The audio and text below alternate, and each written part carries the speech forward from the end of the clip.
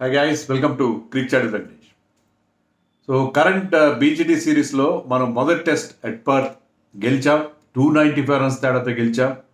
అక్కడ కూడా టాస్ గెలిచి ముందుగా బ్యాటింగ్ తీసుకున్నాం. 150 మాత్రమే చేసాం. అయినా ఆ మ్యాచ్ మనం గెలవగలిగాం. But versus in Adelaide second test మ్యాచ్లో ఇక్కడ కూడా టాస్ గెలిచాం, ముందుగా బ్యాటింగ్ చేసాం. ఈసారి 150 కాదు 180 చేసాం ఫస్ట్ ఇన్నింగ్స్లో. అయినా ఎందుకు ఓడిపోయాం? ఇది కదా మనందరినీ వేధిస్తున్న ప్రశ్న. దానికి నేను ఒక అరడజను లేదా ఒక 7 కారణాలు నేను అనుకుంటున్నాను. అవి మీ ముందుంచే ప్రయత్నం చేస్తాను. ఫస్ట్ అండ్ ఫార్మోస్ట్ ఏంటంటే, ఒకసారి వీరేంద్ర సెహ్వాగ్ని అడిగారు, నీకు సచిన్ టెండూల్కర్ ఉన్న తేడా ఏంటి? ఇద్దరు ఒకలాగే కనిపిస్తారు హెల్మెట్లో, ఇద్దరు కూడా చాలా ఫ్లూయెంట్గా ఆడతారు, బాగా ఆడతారు. You also play like Sachin Tendulkar, అలాంటి షాట్స్ కొడతావు నువ్వు కూడా. ఏంటంటే అతను ఏం చెప్పాడంటే, the difference between the two of us is our bank balance. Simple. అలాగే నేను కూడా ఇక్కడ ఏం చెప్తానంటే, పెద్దలు గెలవడానికి ఇక్కడ ఓడిపోవడానికి ప్రధాన కారణం ఒకే ఒకటి. అక్కడ రెడ్ బాల్ తాడాం, ఇక్కడ పింక్ బాల్ తాడాం. It is as simple as that. మీకంటే అంత చిన్న కారణమా? బాల్ రంగు మారితే అంత తేడా వచ్చేస్తుందా అని అంటే నేనేం దానికి సమాధానం చెప్పలేదు. There is lot of difference between pink ball and red ball. Red ball ఏంటంటే మీకు ఓకే, న్యూ బాల్తో మీకు ఎఫెక్టివ్గా ఉంటుంది ఫాస్ట్ బౌలర్స్కి. కాస్త మెత్తబడిన తర్వాత బ్యాట్స్మెన్ పండగ చేసుకుంటారు. Particularly in Australia where nothing happens once the ball gets old. Ball కాస్త ఓల్డ్ అయిన తర్వాత మీకు హాయిగా నైస్గా బ్యాట్ మీదకి వస్తుంది, మీరు మంచి మంచి షాట్స్ కొట్టుకోవచ్చు, ఏం బాధలేదు. కానీ పింక్ బాల్ అలా కాదు. పింక్ బాల్తో నిలిచిన ప్రాబ్లం ఏంటంటే, pink ball will be swinging. అది దానికి ఉన్న ఎక్స్ట్రా కోట్ ఆఫ్ లాకర్ అని చెప్తున్నాం మనం. దానికి షైనింగ్ ఉండడం కోసం దానికి ఎక్స్ట్రా కోట్ ఆఫ్ వార్నిష్ ఉంటుంది. దానివల్ల చాలాసేపు అది బాల్ మిస్బిహేవ్ చేస్తుంటుంది, చాలా విన్యాసాలు చేస్తుంటుంది పింక్ బాల్. అది వచ్చిన problem. That is the main problem with pink ball. So అందుకని మనం పింక్ బాల్తో దెబ్బతిన్నాం. ఆ పింక్ బాల్తో మనకి ఎక్స్పీరియన్స్ కూడా లేదు. And Australians are pink ball specialist. Make no mistake about it. They are the pink ball specialist. ఎందుకంటే వాళ్ళు ఆడినన్ని పింక్ బాల్ టెస్ట్లు ఎవరు ఆడలేదు. ఎడిలైడ్లో, పర్టికులర్లీ ఎడిలైడ్లో వాళ్ళకి ఎలా ఆడాలో తెలుసు. పింక్ బాల్ టెస్ట్ ఎలా ఆడాలో తెలుసు. 8 టెస్ట్ మ్యాచ్లు వరుసగా without losing a single pink ball test in Adelaide. They one all of them. దాంట్లో వాళ్ళకి అక్కడ ఎంత బాగా దానికి అడాప్ట్ అయ్యారు. ఇదే సేమ్ బంచ్ ఆఫ్ క్రికెటర్స్. ఎందుకంటే పింక్ బాల్ ఎప్పటి నుంచో లేదు, 2015 నుంచే స్టార్ట్ అయింది. సో ఈ 9 ఇయర్స్లో ఆల్మోస్ట్ సేమ్ పర్సనల్ ఇదే బౌలర్స్ ఉన్నారు. Almost they know how to use that pink ball and get maximum results. వాళ్ళకి డైమెన్షన్స్ కూడా బాగా తెలుసు. ఎందుకంటే మీకు తెలిసిన సరౌండింగ్స్లో మీరు ఎక్సెల్ అవుతారు, మీరు బ్రహ్మాండ సక్సెస్ అవుతారు. వాళ్ళకు కూడా అక్కడ ఎలా గెలవాలని ఫార్ములా తెలుసు. మనం ఎలా వైట్ బాల్ స్పెషలిస్ట్ అంటామో, వైట్ బాల్ స్పెషలిస్ట్ అని మాట్లాడతాం కాను, రెడ్ బాల్ స్పెషలిస్ట్ అంటాం పుజారా లాంటి వాళ్ళు. అలాగే ఆస్ట్రేలియాలో they are pink ball specialist. So వాళ్ళకి ముఖ్యంగా వాళ్ళ బౌలింగ్ అటాక్కి how to bowl with the pink ball బ్రహ్మాండంగా తెలుసు. So Hazlewood who was the wrecker in chief, మనం లాస్ట్ టైం 36 ఆల్ అవుట్ అయినప్పుడు 5 వికెట్స్ ఇచ్చిన హ్యాజల్వుడ్ ఫెయిల్ అయినా ఈ మ్యాచ్లో లేకపోయినా సరే మిగతా ముగ్గురు ఆ లోటు లేకుండా చేశారు. ఎందుకంటే they are also very good in this pink ball test. So pink ball టెస్ట్లో ఎలా ఆడాలి అనేది వాళ్ళకి బాగా తెలుసు. కొట్టిన పిండి, తెలుగు మాట చెప్పాలంటే పింక్ బాల్ ఎలా ఆడాలనేది కొట్టిన పిండి. బ్యాటింగ్ కానీ బౌలింగ్ కానీ ఆ పింక్ బాల్తో ఎక్స్ట్రా బౌన్స్ కూడా ఉంటుంది. వాళ్ళకి బౌన్స్ అనేది వాళ్ళకి రోజు అలవాటైంది. బాయా హత్క కేల్ బౌన్సీ పిచ్చెస్ మీద ఆడడం. సో ఆ బౌన్స్కి అడ్జస్ట్ అవ్వడం, ఆ లేటరల్ మూమెంట్ ఏదైనా ఉంటే దానికి అడ్జస్ట్ అవ్వడం వాళ్ళకి అయినట్టు మనకి లేని పరిస్థితి. ఎందుకంటే we played very very few pink ball test. చాలా తక్కువ పింక్ బాల్ టెస్ట్లు ఆడాము మనం. అందుకని మనకు ఎక్స్పీరియన్స్ లేదు. ఇండియాలో 3 ఆడాము, ఆస్ట్రేలియాలో 1 ఆడాము, అంతే మనం ఆడింది.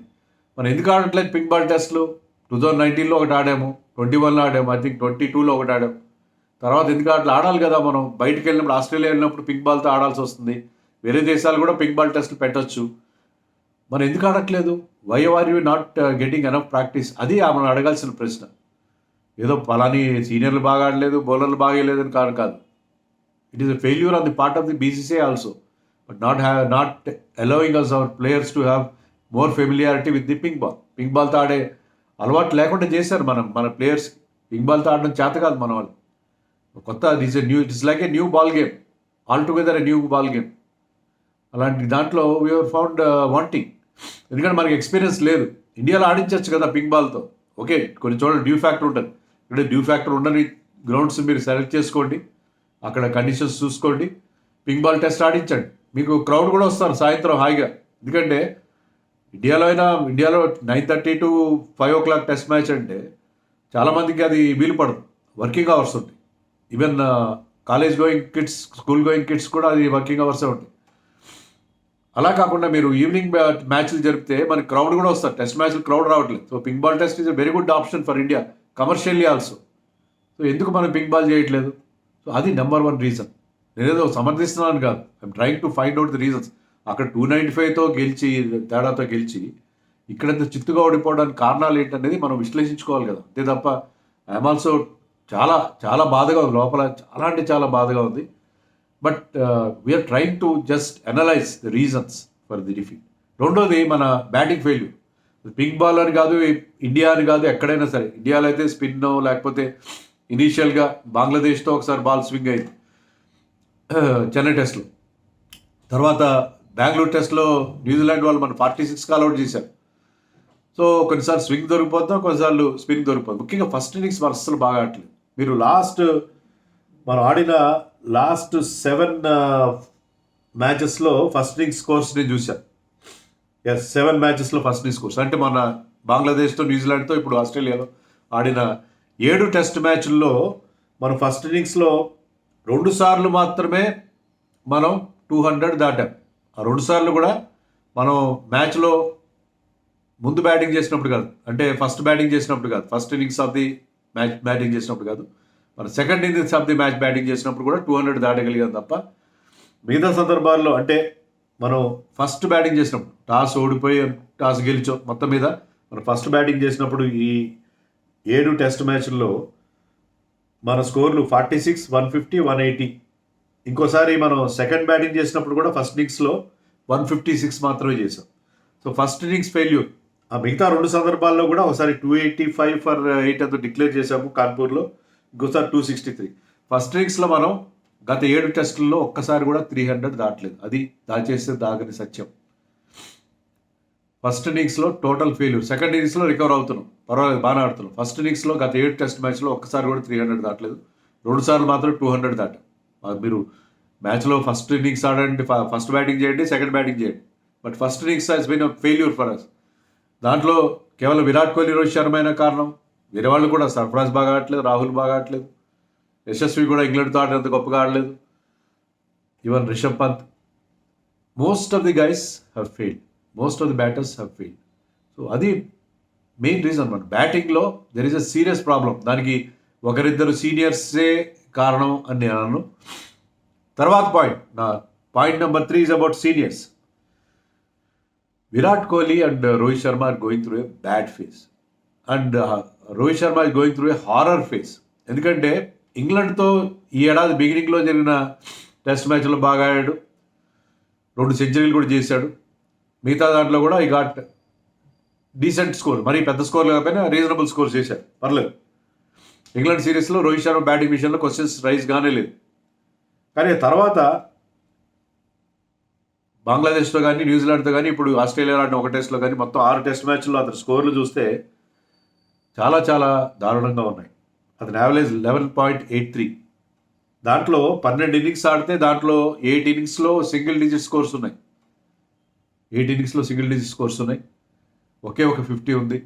సో చాలా అలార్మింగ్గా ఉన్నాయి అతని స్టాట్స్. సో ఒక లీన్ ఫేజ్. ఇదే ఇయర్లో బిగినింగ్లో బాగా ఆడాడు, ఇప్పుడు బాగా ఆడలేదు. ఆస్ట్రేలియాలో 1 టెస్ట్లో పింక్ బాల్ అందరూ ఫెయిల్ అయ్యారు.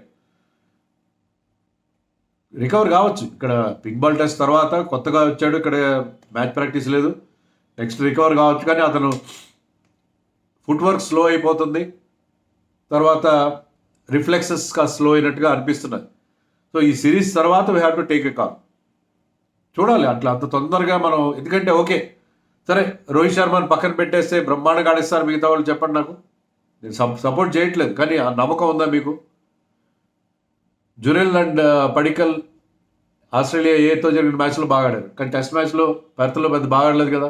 ఒక ఇన్నింగ్స్ కావచ్చు, 2 ఇన్నింగ్స్ కావచ్చు, మొత్తం మీద బాగా ఆడలేదు పెర్త్లో వాళ్ళు. అలాగే మీకు సర్ఫరాజ్ ఖాన్ అంతకుముందు కురిపించాడు. Recent of late years been not doing well at all after that 150 against Bangladesh. సో ఇది బంగ్లాదేశ్, న్యూజిలాండ్ మొత్తం మీద సర్ఫరాజ్ ఖాన్ కూడా అంత ఎఫెక్టివ్గా లేడు అనేది మనం ఒప్పుకొని తీరా. సో ఎవరున్నారు మనకు అంత అర్జెంటుగా? రోహిత్ ఉండడం వల్ల ఒక మంచి ఆ ప్లేయర్ని పక్కన పెట్టేస్తున్నాం అనుకోవడానికి లేదు. So let us give him a long rope. ఈ సిరీస్ తర్వాత సిరీస్ ఫెయిల్ అయితే ఖచ్చితంగా రోహిత్ని రిమూవ్ చేయాలి నేను కూడా అంటాను. యాక్చువల్ నన్ను అడిగితే ఇంగ్లాండ్లో కూడా ఆడాలి. బట్ ఈ సిరీస్లో రోహిత్ ఫామ్ ఇదే రకంగా ఇంత దారుణంగా కొనసాగితే he will not have any place. Has to resign captaincy, has to resign from the team also. But ఈ సిరీస్లో మాత్రం we have to back him, we have to wait. Open చేయాలా, మిడిల్ ఆర్డర్ అనేది అది అతనికి ఇష్టం. సో అది తర్వాత సంగతి. సో అదొక కారణం. విరాట్ కోహ్లీ సంగతి ఏంటి? విరాట్ కోహ్లీ సెంచరీ చేశాడు కదా. సెంచరీ చేశాడు కానీ మిగతా 3 ఇన్నింగ్స్లో అతను అవుట్ అయిన ధోరణి, ఆ సెంచరీ చాలా బాగుంది. ఓకే, పర్త్లో సెంచరీ చేశాడు, విక్టరీలో చాలా కీ రోల్ ప్లే చేశాడు, బాగానే ఉంది. కానీ మిగతా 3 సార్లు కూడా there is a pattern for his dismissal. Is getting out side the off stump. Pattern create అవుతుంది. అంటే అతనికి విరాట్ కోహ్లీ వస్తే మీరు ఈ bowl on the corridor of uncertainty, out side the off stump వేయండి బాల్.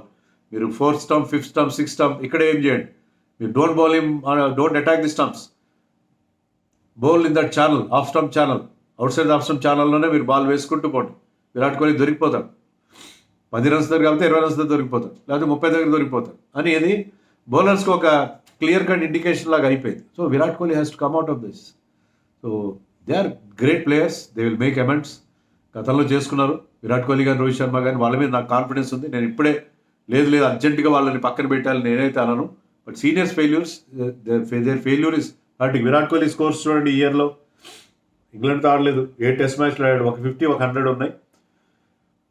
అతను యావరేజ్ 26.25, దాంట్లో నాట్అవుట్ 100, ఒక నాట్అవుట్ 29 ఉండబట్టి ఆ మాత్రం యావరేజ్ అయినా ఉంది, లేకపోతే అది కూడా ఉండేది కదా. So he's also going through a bad patch, దాంట్లో సందేహమే లేదు.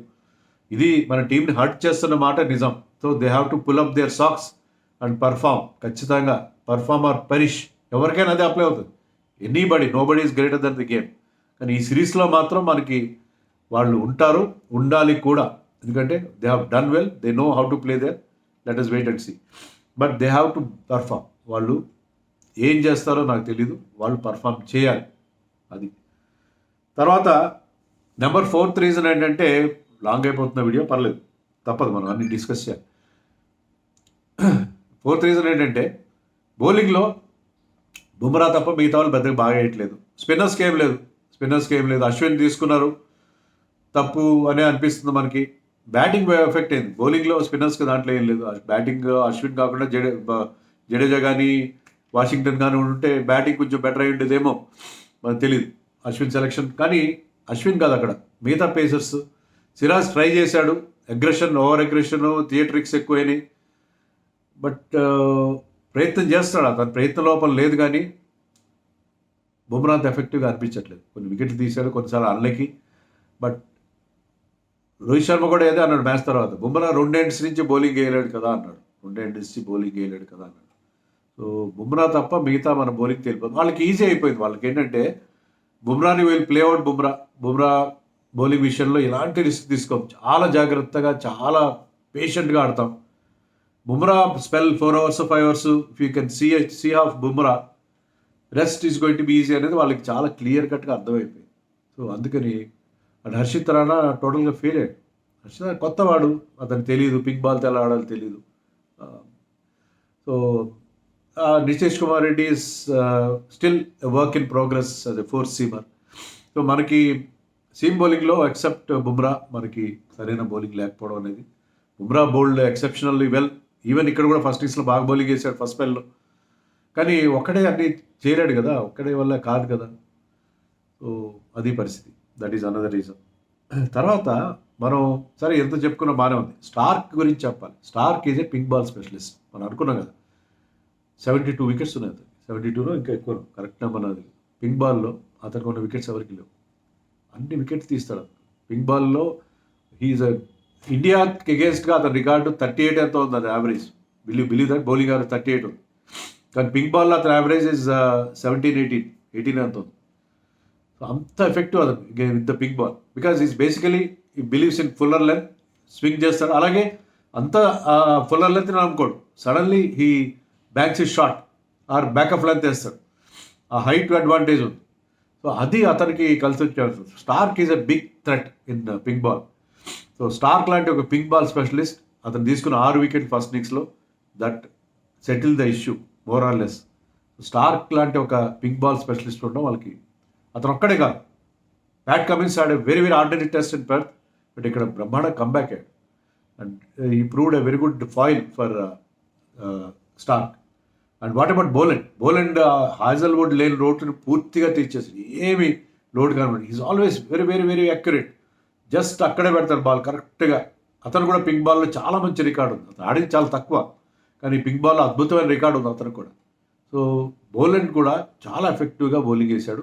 హ్యాజల్వుడ్ లేని లోటు తీర్చే మాత్రం కనబడలేదు.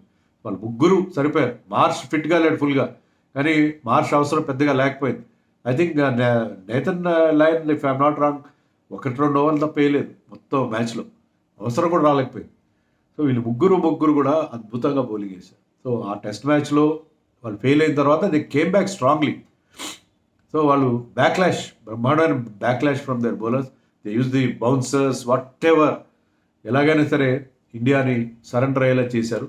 So it is a victory for their bowlers. But last but not the least, that headache Travis Head ఎప్పుడు మన మీద ఒక అప్పర్ హ్యాండ్ ఉంది. మనం మెంటల్గా ట్రావిస్ హెడ్ బ్యాటింగ్ రాగానే మనం కాస్త డౌన్ అయిపోతాం. సో అతను ఒక 3-4 షాట్లు కొట్టాడు, కొన్ని ఏరీ కొట్టాడు, ఏదో ఒకటి. అతనైనా రిషబ్ పంత్ అయినా దే టేక్ దేర్ ఛాన్సెస్. తీసుకున్న తర్వాత విత్ ఇన్ నో టైం మీరు వాష్రూమ్కి వెళ్ళి వచ్చే లోపల ఒక 20 రన్స్ యాడ్ చేసి ఉంటాడు. అంత క్విక్గా he can turn around the match. So అలాంటి ఒక game changer of an innings ఆడగల ప్లేయర్ ఆడాడు 140. సో అలాంటి ఇన్నింగ్స్ ఆడిన తర్వాత that was the difference between the 2 teams. నాకు అదే అనిపించింది. వాళ్ళకి వచ్చిన లీడ్ అంతే కదా, 157 అంత లీడ్ వచ్చింది. That was all due to this man. మిగతా వాళ్ళు ఎవరు పెద్ద గొప్పగా ఆడలేదు ఎక్సెప్ట్ లబుషేన్ ఫామ్లోకి రావడం కూడా వాళ్ళకి కలిసి వచ్చే అంశం. సో ఇవన్నీ కూడా వాళ్ళకి ఫేవర్గా పనిచేసినాయి, మనకి వ్యతిరేక మెయిన్ థింగ్ పింక్ బాల్లో మనకి lack of experience, that was the main thing అని నేను అనుకుంటున్నాను. సో నేను చెప్పిన రీజన్స్ మీరు ఏకీపిస్తారని నేను నమ్మట్లేదు, ఎందుకంటే ఎమోషనల్గా ఉన్నారు ఫ్యాన్స్. కానీ నేను లాజికల్గా చెప్పే ప్రయత్నం చేశాను. మీరు నాతో ఏకీపిస్తున్నారు లేదో కామెంట్స్లో చెప్పండి.